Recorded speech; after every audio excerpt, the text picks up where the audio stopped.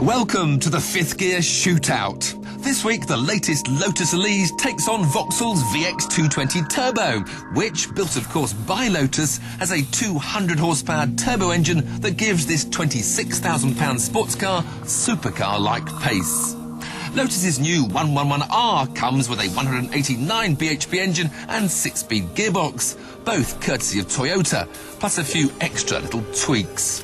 At £28,000, plus new options such as air conditioning and lecky windows, it's at least a couple of grand dearer than the VX220. But what we want to know is it faster?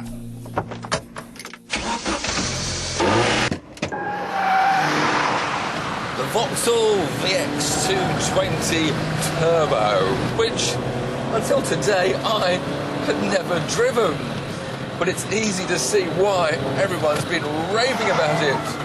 Because that 2-litre turbocharged power plant gives this chassis exactly what it's always wanted, and for an affordable price. And it's an engine you'd hardly know was turbocharged. There's no hint of a turbo. The power delivery seems to be almost seamless. Of course, this Lotus chassis is already well renowned as one of the best, if not the best, on the roads today. But then even the best chassis has its limitations. And when you really push this Vauxhall, there's a little bit too much understeer turning in, which will inevitably snap into oversteer on the way out.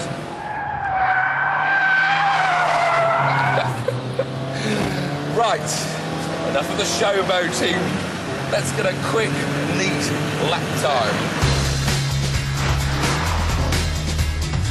It hits the first checkpoint in 23.11 seconds.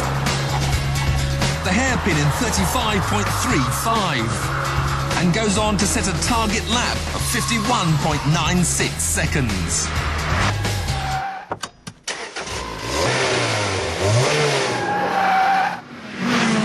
So, Lotus have finally given the Lotus the power to fight back.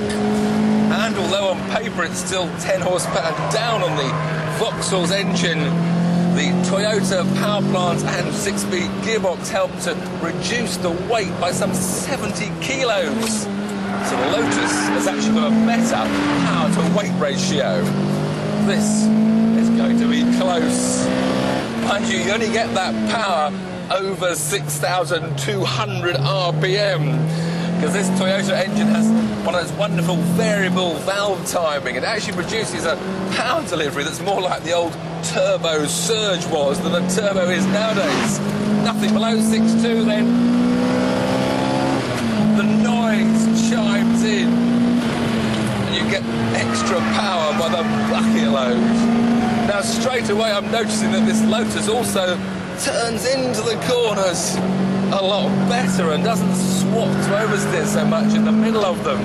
The Lotus engineers will be tweaking this chassis, making the rear subframe stiffer, playing with the springs and dampers. I love this car. But is it quicker than the Vauxhall? Shock of shocks, the extra torque of the VX220 has dragged it to the top of the hill 7/100ths faster than the Lotus. But by the hairpin, that deficit has been reduced to just 3/100ths, with the most technical sector yet to come. Just a flick of opposite lock and the Lotus has reversed the deficit as it hits the finish line to win the day by the slenderest of margins. Who's the clever boy then?